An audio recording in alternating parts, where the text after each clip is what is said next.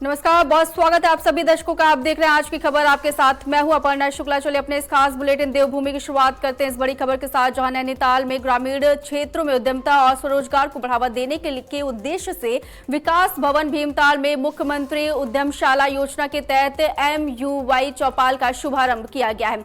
जिला पंचायत अध्यक्ष दीपा दरम्याल ने दीप प्रज्वलित करके कार्यक्रम का उद्घाटन किया। चौपाल में स्थानीय उद्यमियों एवं स्वयं सहायता समूहों को प्रशिक्षण, क्षमता विकास, वित्तीय सहायता और बाजार से जोड़ने की जानकारी दी गई है।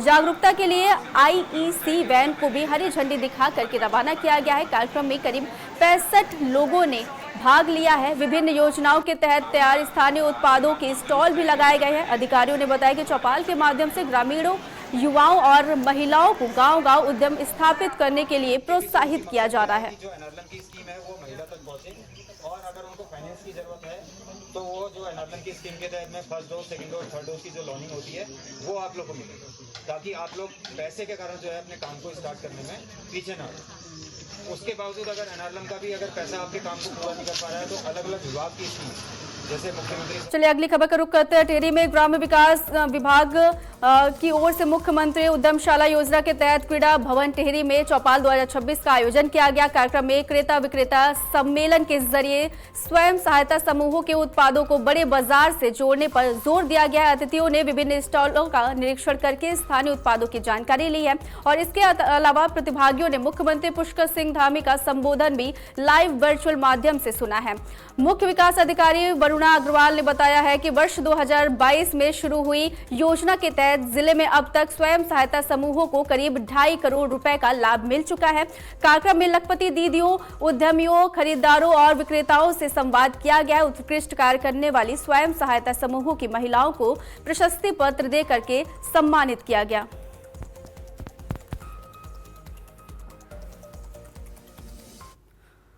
उत्तराखंड के मुख्यमंत्री श्री पुष्कर सिंह धामी जी के आह्वान पर उत्तराखंड के सभी 13 जिलों में आज मुख्यमंत्री उद्यमशाला योजना का शुभारंभ करते हुए इस राज्य के मातृशक्ति जो स्वरोजगार से जुड़ी हुई है, इस राज्य के वो बेरोजगार नौजवान जो स्वरोजगार से जुड़ना चाहते हैं, उन सब के लिए उद्यमिता के सेक्टर में अपार संभावनाओं के द्वार खोलते हुए उनको उद्योग लगाने के लिए सरकार के स्तर पर जितनी किस्म की सुविधाएं चाहिए उन सब का लाभ उनको मिल सके और वो उनके जो उत्पाद हैं वो मार्केट में उनको जो है कि बिक्री के लिए योजना बनाई गई है। जो हमारा मार्केट है, चाहे हमारा उत्तराखंड का मार्केट हो, चाहे हमारे पूरे इंडिया का मार्केट हो, नेशनल मार्केट हो, उस तक हम कैसे पहुंच सकते हैं, इसके बारे में भी हमारा जो लिंकेज है, फॉरवर्ड लिंकेज, तो उसको सारागार बनाने के लिए बायर सेलर मीट का आयोजन किया गया। मुझे बताते हुए खुशी हो रही है कि जितने बायर्स आए सबने बहुत अच्छे परचेज एग्रीमेंट MOUs किए हैं हमारे समूह के साथ, और इसके माध्यम से इसको आगे और अच्छा बड़ा मार्केट हम लोग अचीव कर पाएंगे। इसी उम्मीद के साथ मैं पुनः आप सभी लोगों का धन्यवाद करती हूँ और इस मुख्यमंत्री उद्यमशाला योजना में आप सभी की भागीदारी के लिए आशा करती हूँ कि आप इसकी भागीदारी में और इसके माध्यम से हम अपनी महिलाओं को आगे रोजगार और स्वरोजगार प्रदान करें। वहीं देहरादून में रक्षाबंधन के मौके पर धामी सरकार ने उत्तराखंड की महिलाओं को बड़ा तोहफा दिया है। सरकार के आदेश के तहत रक्षाबंधन के मौके पर 2 दिनों तक प्रदेश की महिलाएं उत्तराखंड परिवहन निगम की बसों से मुफ्त यात्रा कर सकेंगी। भाजपा प्रदेश प्रवक्ता हनी पाठक ने फैसले का स्वागत करते हुए मुख्यमंत्री पुष्कर सिंह धामी का आभार जताया है। उन्होंने कहा है कि सरकार महिलाओं के सशक्तिकरण और साथ ही उन्हें आत्मनिर्भर बनाने के लिए लगातार काम कर रही है। लखपति दीदी योजना, सरकारी नौकरियों में 33%, 36 आरक्षण समेत कई योजनाएं इसी दिशा में महत्वपूर्ण कदम है। उन्होंने कहा है कि रक्षाबंधन पर मुफ्त बस यात्रा का फैसला महिलाओं के लिए राहत और खुशी देने वाली जनहित कदम है। ये बहुत ही हर्ष का विषय हम महिलाओं के लिए, जिस प्रकार से लगातार हमारे यशस्वी मुख्यमंत्री श्री पुष्कर सिंह धामी जी हम महिलाओं के बारे में इतना सोच रहे। पहले भी आपने देखा होगा 30%, 36 आरक्षण महिलाओं को देना, सहकारिता विभाग में महिलाओं को आरक्षण देना, लखपति दीदी योजना के तहत लाखों महिलाओं को इसका लाभ प्रदान करना। उसी क्रम में ये जो 28 और 29 अगस्त को ये बसों का फ्री दिया गया है उनको एक तोहफा, वो बहुत ही काबिले तारीफ तोहफा है और ये कहा जा सकता है कि इसने संवेदना और एक आत्मीयता का भाव जो उनमें देखने को मिलता है महिलाओं के प्रति, उससे हम सभी महिलाएं बहुत बहुत उनको धन्यवाद एवं आभार व्यक्त करती हैं। और वहीं देश में बढ़ती महंगाई को लेकर के विपक्ष के हमलों के बीच उत्तराखंड भाजपा के वरिष्ठ नेता विजय गोयल ने सरकार का बचाव किया है। उन्होंने महंगाई को वैश्विक समस्या बताते हुए कहा है कि दुनिया आर्थिक चुनौतियों से जूझ रही है, लेकिन भारत में जरूरी वस्तुओं की पर्याप्त उपलब्धता है। गोयल ने कहा है कि प्रधानमंत्री नरेंद्र मोदी के नेतृत्व में सरकार महंगाई पर नियंत्रण के लिए लगातार कदम उठा रही है। उन्होंने उम्मीद जताई है कि जनता को जल्द राहत मिलेगी। आप किस रूप में देखते हैं? देखिए, इस समय जो अंतर्राष्ट्रीय स्थितियां हैं, अगर आप भारत से बाहर नज़र उठाकर देखेंगे तो आपको दिखाई देगा कि वहाँ किस प्रकार के जनाक्रोश हैं, वहाँ खाने पीने की वस्तुएं उपलब्ध नहीं हैं, वहाँ क्या लोगों की स्थितियां हैं। लेकिन हमारे देश के प्रधानमंत्री माननीय नरेंद्र मोदी जी ने इन सारी परिस्थिति के बावजूद जिस प्रकार से कुशल नियंत्रण किया है, और हमारे देश में आज किसी भी चीज़ की कोई कमी नहीं है, हर चीज़ उपलब्ध है। और जहाँ तक मूल्य वृद्धि का विषय है, उसको कंट्रोल करने के साधन सरकार ने प्रारंभ कर दिए हैं। आने वाले समय में आपको उसके प्रभाव दिखाई देंगे। चलिए अगली खबर का रुख करते हैं। देहरादून में विधानसभा चुनाव नजदीक आते ही कांग्रेस ने अंकिता भंडारी हत्याकांड को लेकर के सरकार पर सवाल उठाए हैं। प्रदेश कांग्रेस महासचिव राजेंद्र सिंह भंडारी ने सीबीआई जांच की प्रगति और अब तक सामने आए महत्वपूर्ण तथ्यों को सार्वजनिक करने की मांग उठाई है। उन्होंने कहा है कि यह मामला केवल एक परिवार के न्याय का नहीं, बल्कि उत्तराखंड की बेटियों की सुरक्षा सम्मान से जुड़ा हुआ गंभीर विषय है। कांग्रेस ने मांग की है कि जांच में सामने आए तथ्यों को सार्वजनिक किया जाए और प्रत्येक आरोपी और साथ ही संभावित षड्यंत्र में शामिल लोगों की भूमिका की निष्पक्ष जांच की जाए। और भंडारी ने साफ तौर पर कहा है कि दोषियों को बिना किसी दबाव के कठोर सजा मिलनी चाहिए और न्याय मिलने तक कांग्रेस इस मुद्दे को उठाती रहेगी।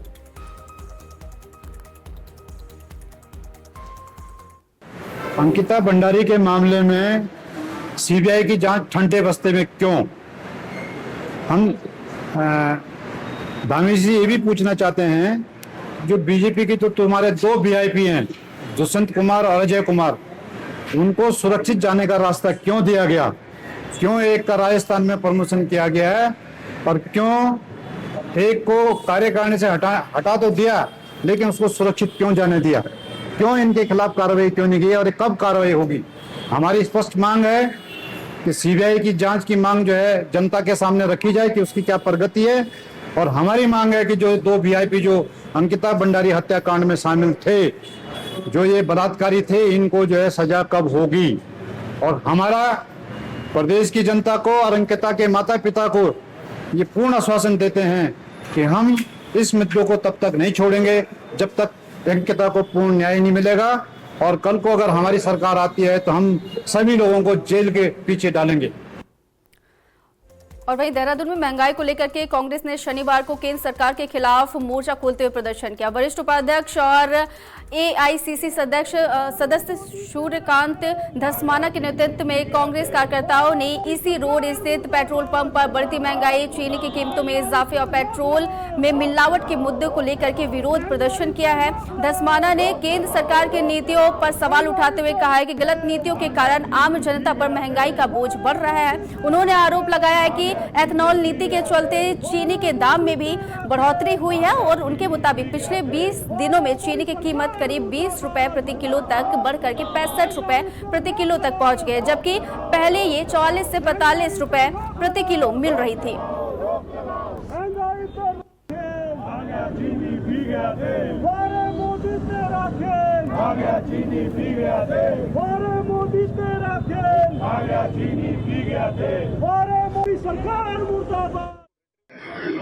देखिए, इस समय जो अंतर्राष्ट्रीय स्थितियां हैं, पूरा विश्व इस समय युद्ध की चपेट में है और उसके कारण से असामान्य परिस्थितियां उत्पन्न हुई हैं और पूरे विश्व में खाद्य चीजों के, पेट्रोल डीजल के इस प्रकार के दाम बढ़े हैं।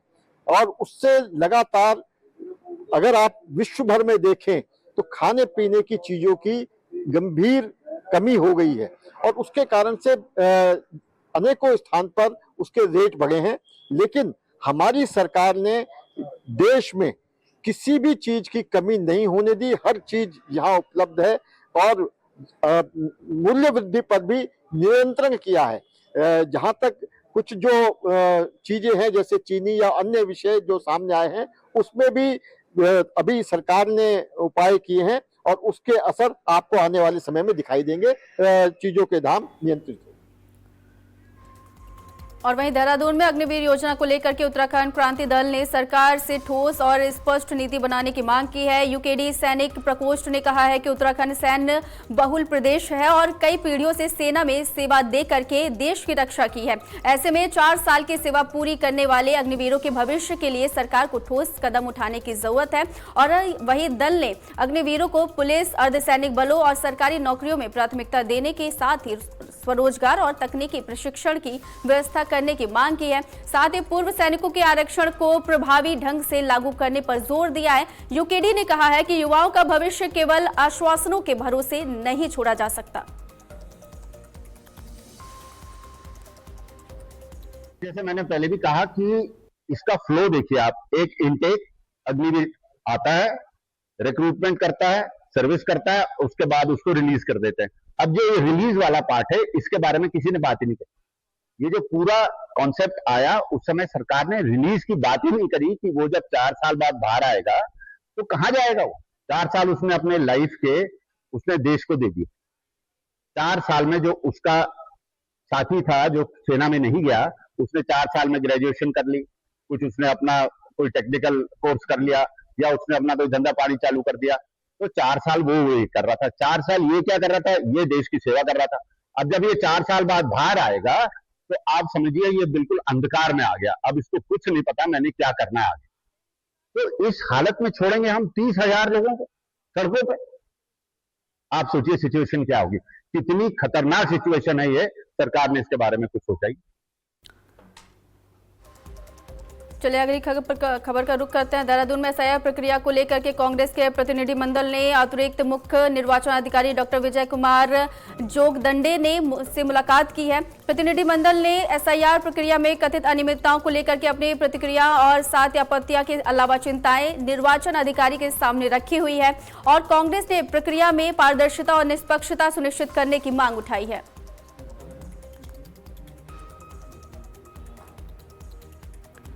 और वहीं देहरादून में एसआईआर प्रक्रिया में कथित अनियमितताओं को लेकर के कांग्रेस नेता प्रीतम सिंह और मनोज रावत ने मुख्य निर्वाचन अधिकारी से मुलाकात की। बैठक में एसआईआर प्रक्रिया से जुड़े विभिन्न मुद्दों और कथित अनियमितताओं को लेकर के कांग्रेस नेताओं ने अपनी आपत्तियां रखी है। उन्होंने निर्वाचन प्रक्रिया में पारदर्शिता और निष्पक्षता सुनिश्चित करने की मांग की है। देखिए, जो देश के चुनाव आयोग है उस पर मतदाताओं का भरोसा बिल्कुल नहीं रह गया है। और उत्तराखंड की स्थिति अगर देखें तो ये कहते हुए हमें बड़ा अफसोस हो रहा है कि उत्तराखंड को मतदाता विहीन करने की एक साजिश है पात्र मतदाताओं की। 25 से पहले समरी रिवीजन इनके होते हैं चुनाव आयोग के, और उसमें डुप्लीकेट के नाम पर 5 लाख से अधिक वोटर काटे जाते हैं। 84 लाख से हम पहुंच गए 81 लाख पर। 81 लाख पर हमारा 84 लाख से 79 लाख पर पहुंच गए। 79 लाख पर हमारा शुरू होता है एसआईआर प्रोग्राम। और वहीं देहरादून में विशेष गहन पुनरीक्षण के तहत जिले में अब तक 11,90,805 मतदाताओं की मैपिंग पूरी हो चुकी है। विसंगतियों से जुड़े मामलों में 5,47,617 मतदाताओं को नोटिस जारी किए गए हैं, जिनमें से 3,95,772 मामलों की सुनवाई पूरी हो चुकी है। इसके अलावा जिला निर्वाचन अधिकारी एवं जिलाधिकारी डॉक्टर आशीष चौहान ने राजनीतिक दलों के प्रतिनिधियों के साथ बैठक में एसआईआर की प्रगति की जानकारी ली है। उन्होंने बताया कि 96,187 मतदाताओं के नाम उत्तराखंड और उत्तर प्रदेश दोनों की मतदाता सूचियों में दर्ज है। सत्यापन के बाद इन्हें स्वेच्छा से एक राज्य चुनने का अवसर दिया जाएगा।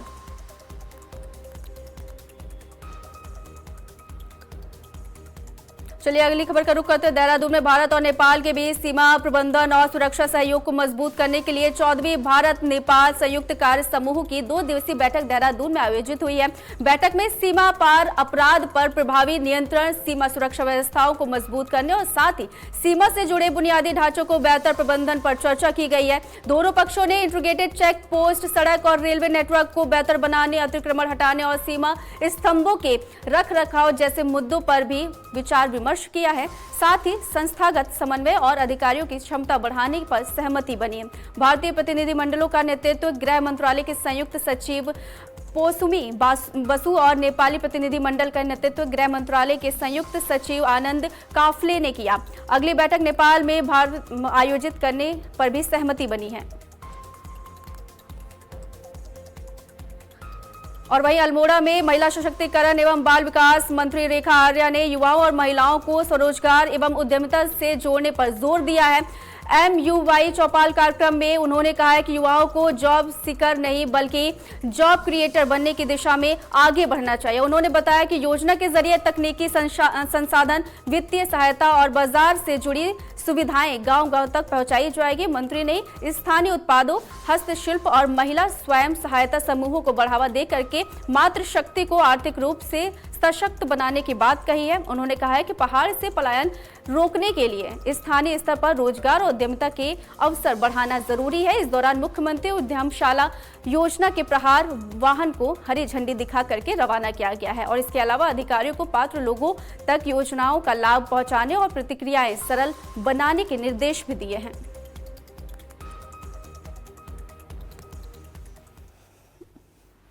निश्चित रूप से महिलाएं मुख्यमंत्री उद्यमशाला योजना से जुड़ते हुए, खासकर जो हमारे सेल्फ हेल्प ग्रुप है, खासकर वो महिलाएं, खासकर वो पुरुष जो व्यवसायिक सोच रखते हैं और ग्रामीण स्तर के हैं, उनके लिए एक सुनहरा अवसर भी होता है। सुनहरा इस योजना के माध्यम से उन्हें जो है कई कार्य जो है उनके बड़े सरलता के साथ हो जाते हैं। एक ग्रामीण उत्पाद को जो है उसे ग्लोबल करने का भी एक ये रास्ता है। मैं मानती हूँ कि माननीय मुख्यमंत्री जी का यह प्रयास बहुत सराहनीय है। जनपद अल्मोड़ा जो है इस दिशा में बहुत सराहनीय काम कर रहा है। 918 से अधिक जो है हमारे लोग जो है वो मुख्यमंत्री उद्यमशाला योजना से जुड़ते हुए आर्थिक सशक्तिकरण की ओर आगे बढ़ चुके हैं। और वहीं देहरादून मसूरी मार्ग पर कुठाल गेट से करीब 5 किलोमीटर आगे भीषण भूस्खलन से सड़क का एक बड़ा हिस्सा ढह गया। भूस्खलन के दौरान एक ट्रक भी रास्ते में फंस गया, जिससे मार्ग बेहद संकरा हो गया और हादसे के बाद करीब 2 से 3 किलोमीटर लंबा जाम लग गया और वाहनों की आवाजाही जोखिम के बीच धीमी गति के जरिए हुई है।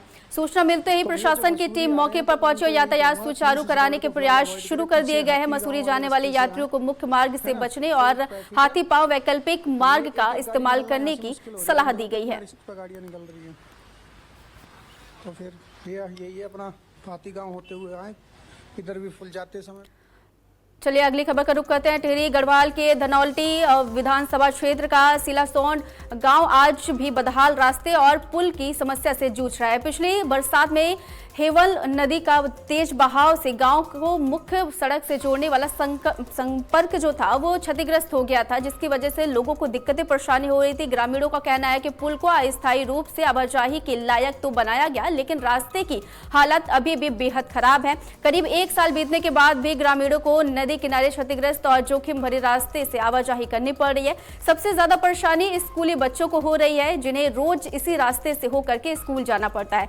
अभिभावकों को हादसे की आशंका बनी रहती है। ग्रामीणों ने शासन प्रशासन से संपर्क मार्ग को जल्द सुरक्षित और स्थायी रूप से दुरुस्त करने की मांग की है।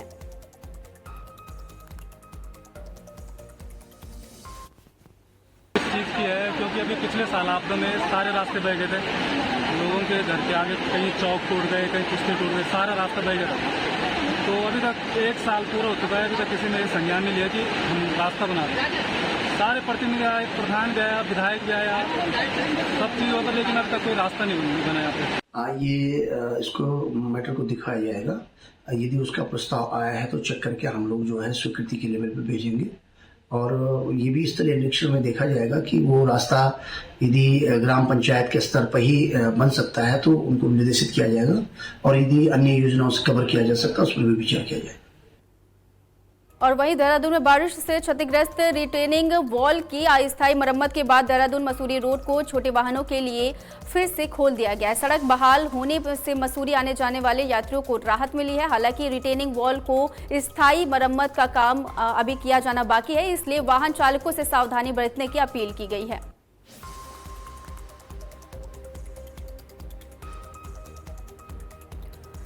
और वहीं टिहरी में श्रमिकों के पंजीकरण और नवीनीकरण की प्रक्रिया आसान बनाने के लिए जनपद में 18 जन सुविधा केंद्र अधिकृत किए गए हैं।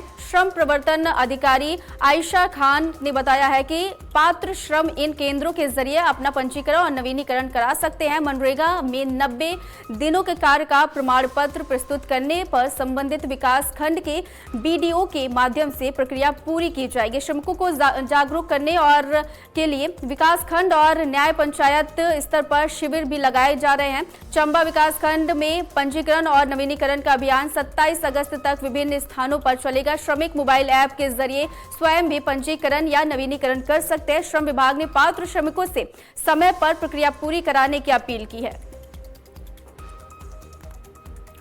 और वहीं टिहरी में प्रतापनगर क्षेत्र के जागड़ी गांव की रेशमा बिस्ट पिछले 14 दिनों से लापता है। 6 अगस्त को दोपहर खाना खाने के बाद घर से निकली थी और उसके बाद वो घर वापस नहीं लौटी। परिजनों की शिकायत पर 7 अगस्त को लबगांव थाने में गुमशुदगी की रिपोर्ट दर्ज कराई गई। पुलिस, एसडीआरएफ और ग्रामीण जंगलों से लेकर के जलकुर नदी और साथ ही टिहरी झील तक लगातार सर्च ऑपरेशन चला रहे हैं। तलाश के दौरान 7 अगस्त को गांव से करीब 1 किलोमीटर दूर जलकुर नदी किनारे रेशमा की एक चप्पल, चुनरी और कई सामान उसके मिले थे, जिसकी वजह से सामान मिलने के बाद नदी में गिरने या छलांग लगाने की आशंका जताई जाए, लेकिन इसकी अभी फिलहाल पुष्टि नहीं हुई है।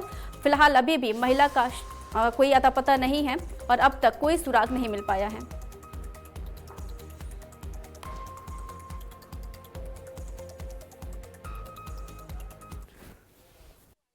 दिनांक 7/8/2024 को नवीन सिंह बिष्ट जो जड़गी के निवासी हैं, उनके द्वारा अपनी मिसेस के संबंध में थाना लंबाव में मिसिंग की कंप्लेंट दर्ज कराई गई थी।